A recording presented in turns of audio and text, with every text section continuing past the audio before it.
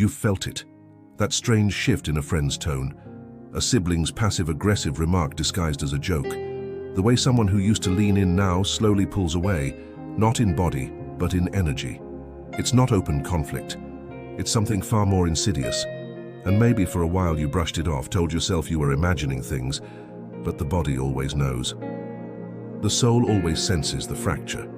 Friedrich Nietzsche, the philosopher of masks and power, would tell us that hate is rarely loud, especially when it comes from someone close. It disguises itself as politeness, as civility, as duty. But underneath, there is often a battlefield of envy, resentment, and suppressed rage. In Nietzsche's world, where truth is often a tool for power, the people closest to us may hide their contempt in the name of harmony, while quietly sharpening the blade. But how do we see this? What are the signs? And more importantly, why does it happen? Most of us were raised to value loyalty, family bonds, long friendships, shared history. In American culture, particularly for those over 45, we were taught that loyalty equates to safety, that someone who's been in your life for decades must care about you. But Nietzsche challenges that comforting illusion. He warns us that relationships, like people, are layered with competing wills. The will to be seen, to dominate, to be loved, and yes, sometimes, to destroy. Not all hatred explodes. Some hatred simmers. And when someone close to you secretly harbors resentment, they won't always act directly. They might become passive, then cold, then subtly undermining. Nietzsche would describe this as the slave morality at work. The resentment of the powerless disguised in virtue.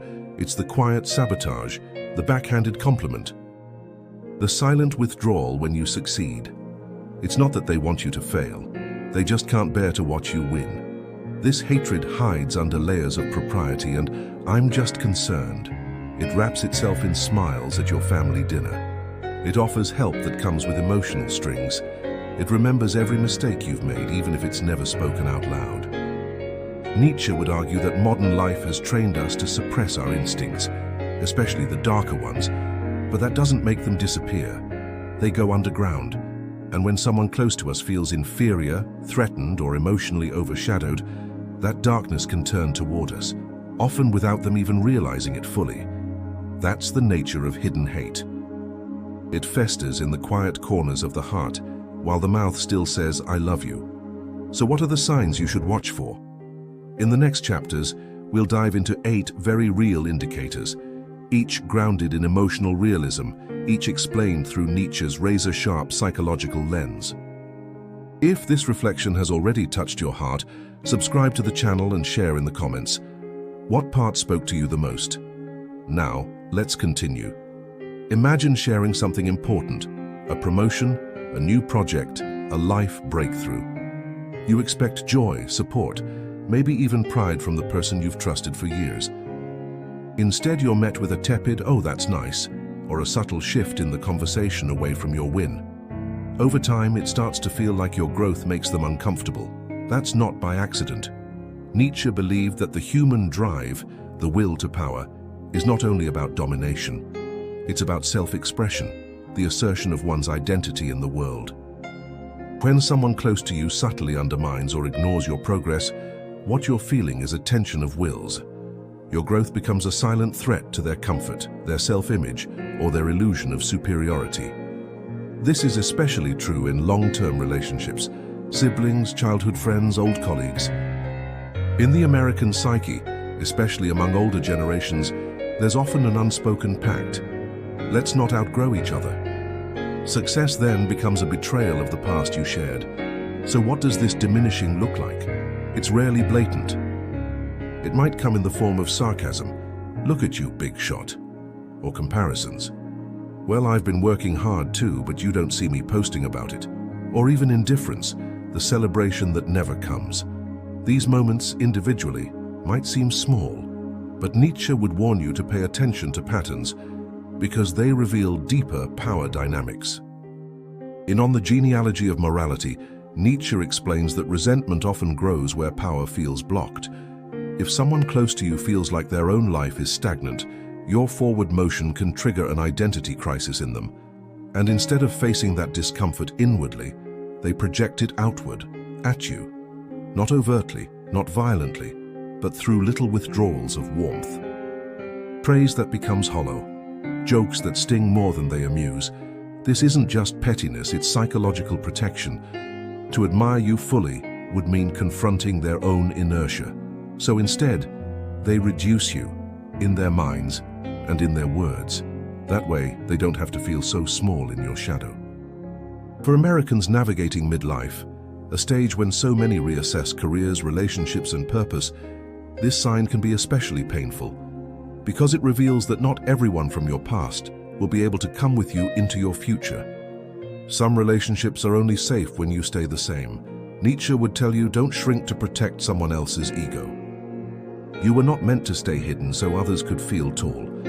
Your growth is not a betrayal, it's a necessity. And if someone close to you resents that, it's a signal, not always to confront, but to understand. Some forms of hate wear the costume of companionship. You share a story about something meaningful, maybe a struggle you overcame or a skill you've honed over the years. Instead of empathy or support, they respond with their own version of the same story, but harder, more dramatic, more heroic. Or they correct you, or one-up you. Over time, it starts to feel like you're not in a relationship. You're in a quiet competition you never signed up for. Nietzsche saw this kind of behavior as deeply rooted in the will to power. Every human being, he argued, seeks to assert themselves in the world. But when someone lacks the strength to create their own identity from within, they try to establish it by relativizing others. In simpler terms, if they can't feel powerful on their own, they'll try to feel powerful by making you feel smaller. This isn't the open, aggressive rivalry we expect from enemies. It's more refined, more camouflaged, and that's what makes it so confusing. You might think they're just passionate, or maybe I'm being sensitive. But the truth is, constant comparison isn't intimacy, it's low-grade warfare. In American culture, particularly among those over 45, success is often framed competitively. Careers, homes, marriages, even how well one has aged. This creates invisible scoreboards in relationships, especially among peers. Friends you grew up with may measure themselves against you without even realizing it. And in their minds, every gain you make is a subtraction from their worth. Nietzsche would call this ressentiment, not just resentment, but the chronic emotional state of those who see others' strength as a threat. They turn admiration into hostility. But because open conflict would risk the relationship or their social image, the hate expresses itself sideways, through microaggressions, through interruptions, through that smug smile when you fail, even if they pretend to care. You might notice they constantly match your stories.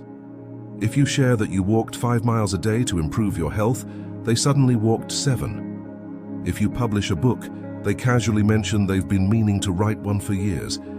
It's not about curiosity. It's about feeling dangerous because it creates emotional fatigue. You start withholding your joys, your ambitions, your inner world not because you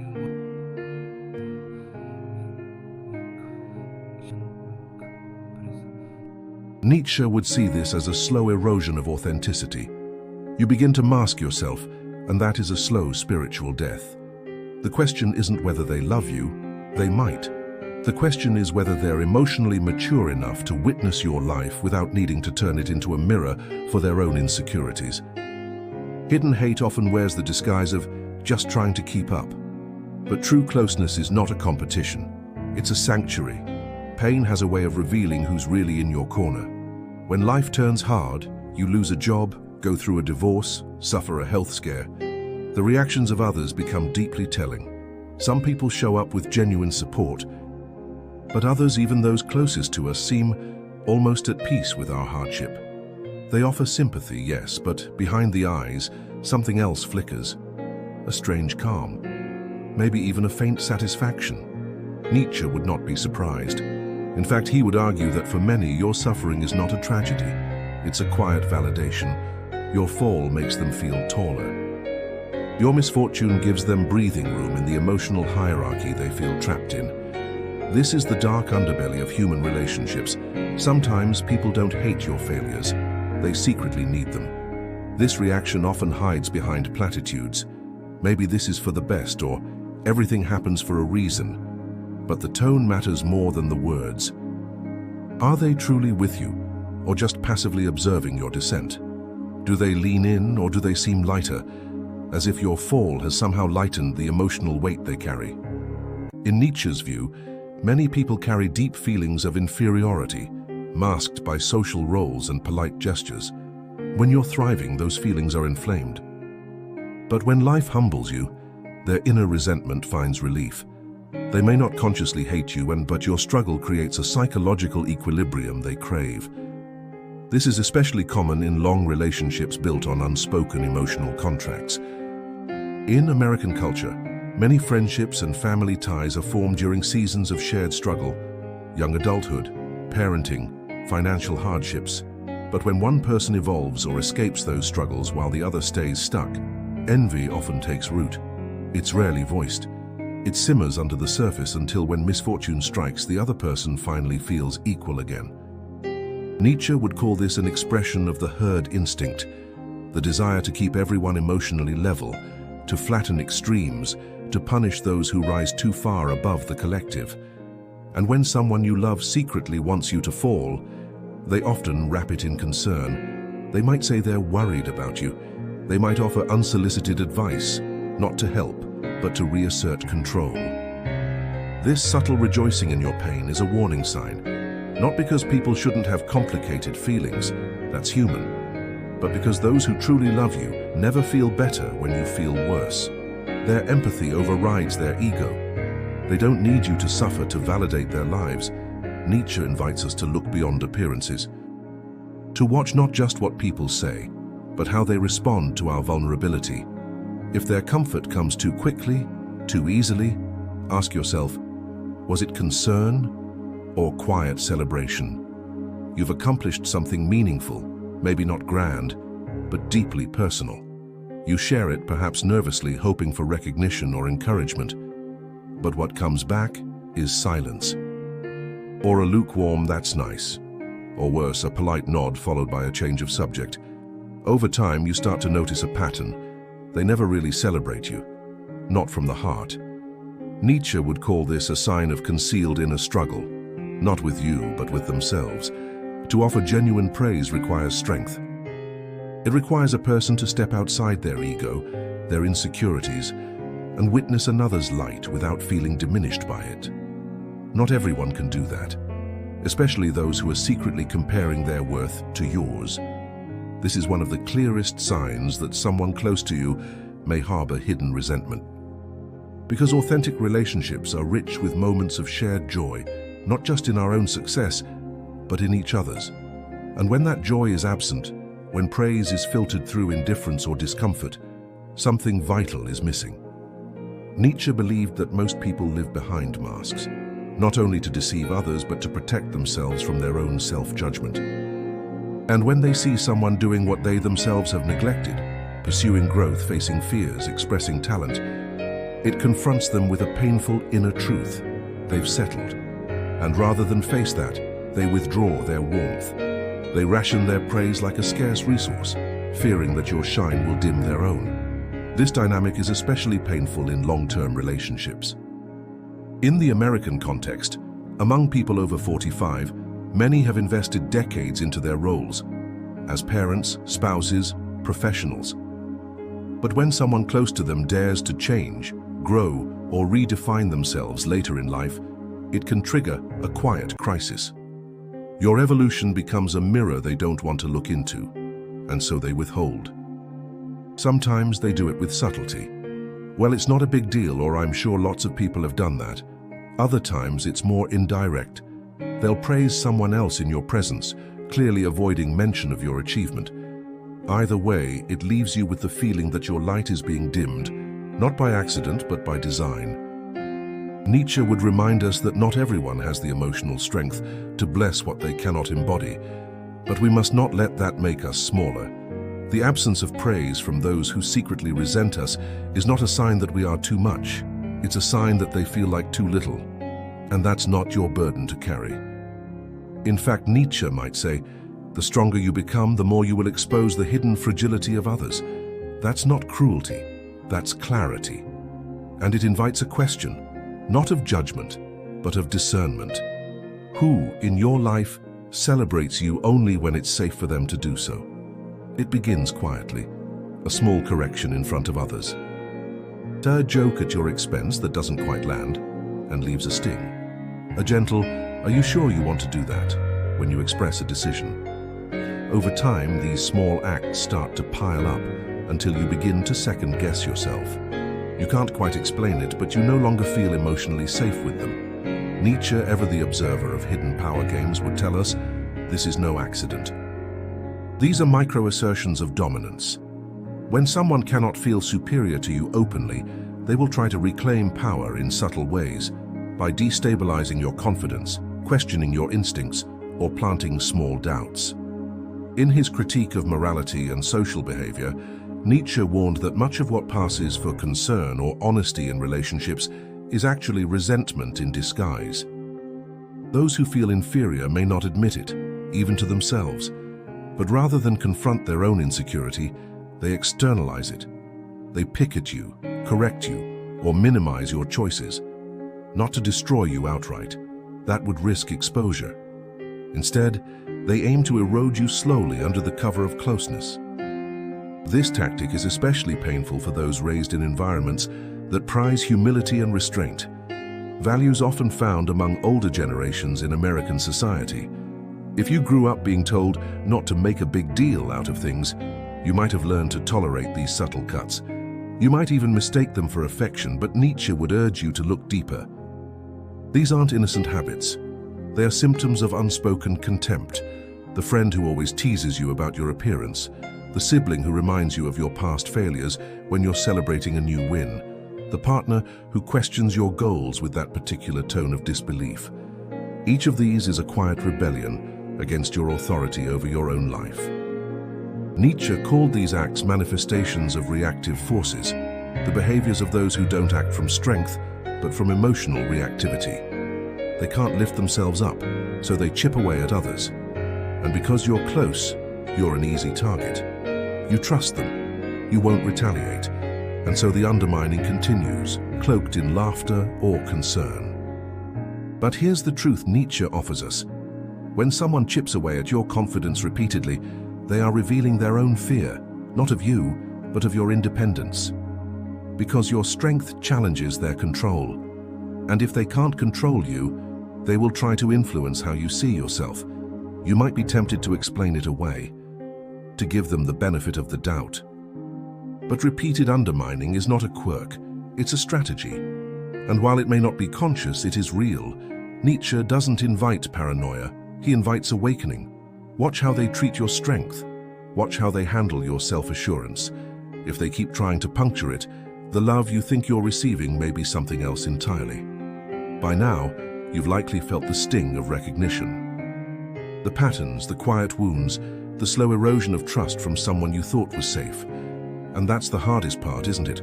Not the hate from enemies, but the disguised resentment from those who were supposed to love us. The friend, the sibling, the spouse, the longtime companion who somewhere along the way stopped cheering and started watching in silence. Friedrich Nietzsche never offered easy comfort. He didn't wrap philosophy in soft language. Instead, he gave us a mirror, raw, often uncomfortable, always honest.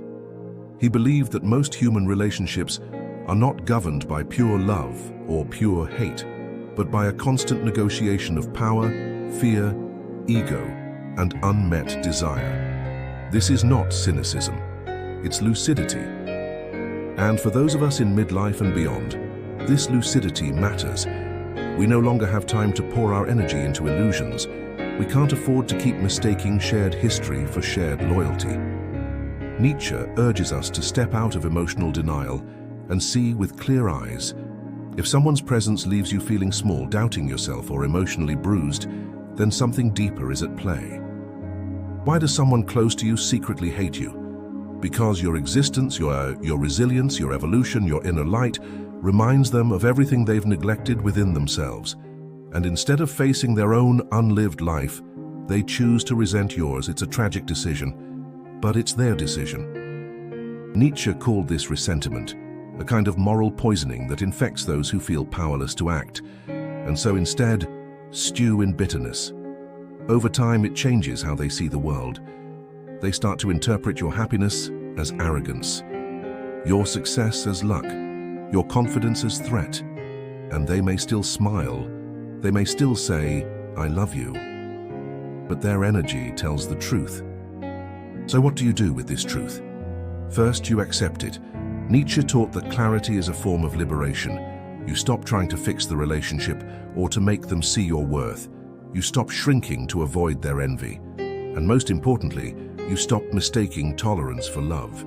Love is not silent sabotage. Love is not passive comparison. Love is not withdrawal wrapped in politeness. Love celebrates, uplifts, and protects, even in imperfection. Second, you choose strength. Not the strength of confrontation or vengeance, but the quiet, mature strength of discernment. You allow people to reveal who they are, and when they do, you believe them. In the end, Nietzsche's lesson is not to distrust everyone, but to trust your felt experience. Your body knows when it's being diminished, your spirit knows when it's unwelcome, and your heart, though loyal, knows when it's time to let go. So ask yourself, who in your life rejoices when you rise? Who feels lighter when you're strong? That's where love lives. The rest, that's just the mask slipping.